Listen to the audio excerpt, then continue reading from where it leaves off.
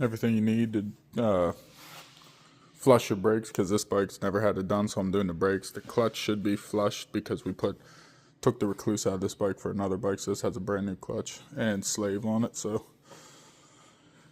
gonna bleed these, flush them, see how the fluid looks before this next race so I don't lose my brakes. And I'll show you what the only tools you need is a 10 and 8, some .5 brake fluid, like this pump. I'll show you what the fluid looks like after.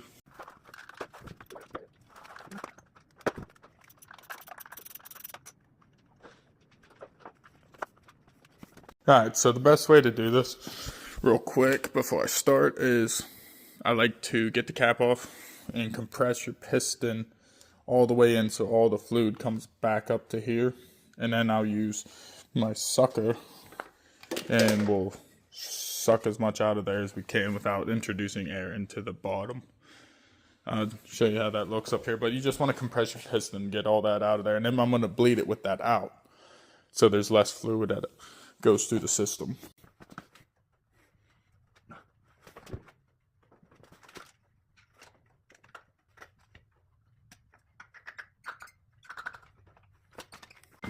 Yo, that is just in the reservoir up there, not in the line. That's how dirty and why you should do this often. This bike's got kind of unknown hours on it. I'm keeping track now, but yeah, so it's definitely time. And then after that point, we're gonna go to this system, which might as well practice a little bit of that bleeding action. Put that on there, and you're ready to. What's nice about this tool is you can put a vacuum on it.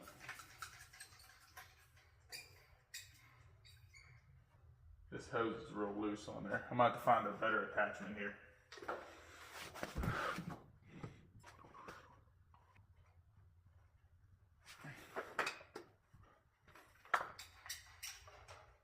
Perfect. Now it'll hold back, and that's all you want to do.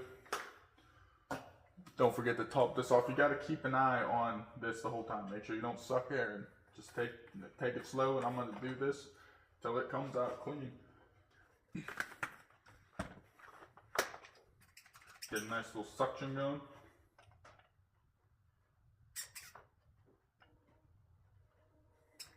Still got plenty of suction. And basically you just keep doing this till it comes out clean. And then you got fresh fluid in there, and then your brakes won't heat up and you won't lose them. You want to do this pretty often, actually.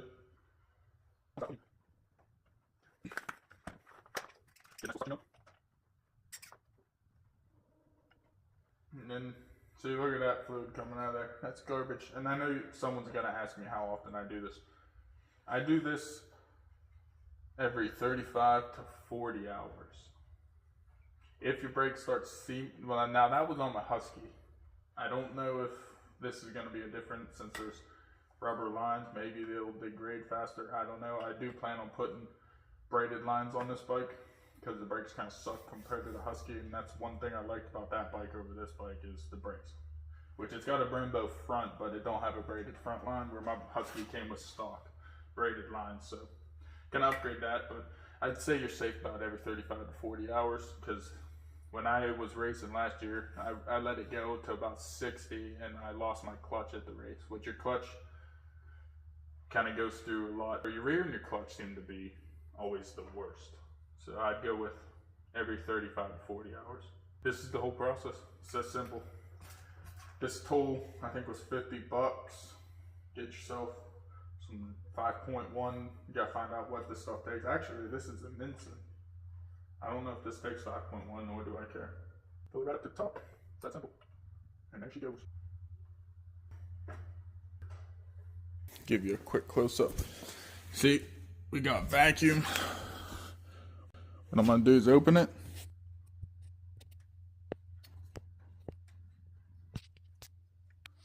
And that's about where I go to. And I'm gonna repeat that until we start getting some fresh fluid, and then I got another, which it's already getting fresher, as you see. Look at the shit coming out of that line. Ugh. How the hell's that happen? Huh. Well, that's why we do this. Look at that fluid. And what that is just an accumulation of water. Because these get hot and cold, hot and cold, hot and cold, hot and cold.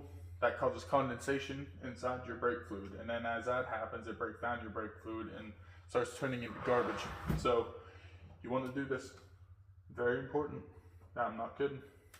If you like having brakes at the race and you wonder why your brakes fade and possibly completely leave, it's because you're overheating it and that water starts to boil, creates air bubbles, and then you have no brakes until it cools down, and then your brakes will come back. So this eliminates that problem. Do this often. If you don't know when you did it last, I highly recommend just getting a bottle of brake fluid. You could just bleed this normally and do it, but that would take forever. This setup, it makes it easy, so you have no excuse not to do it, honestly. And you can get a cheaper one of these at Harbor Freight.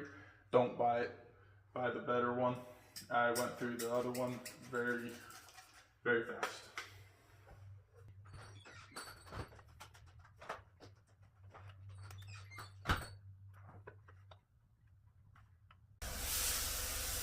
Don't forget you have your piston in, so you want to pump the brake till they touch again. Take that fluid up and then do your top off. Don't let it go because you'll actually run out if this piston's all the way back.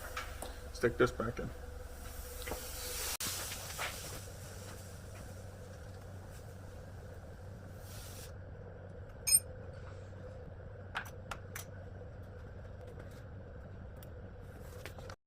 Yeah, so now we got a little bit of a problem. I'm waiting for my brake. Oh, nice and hard.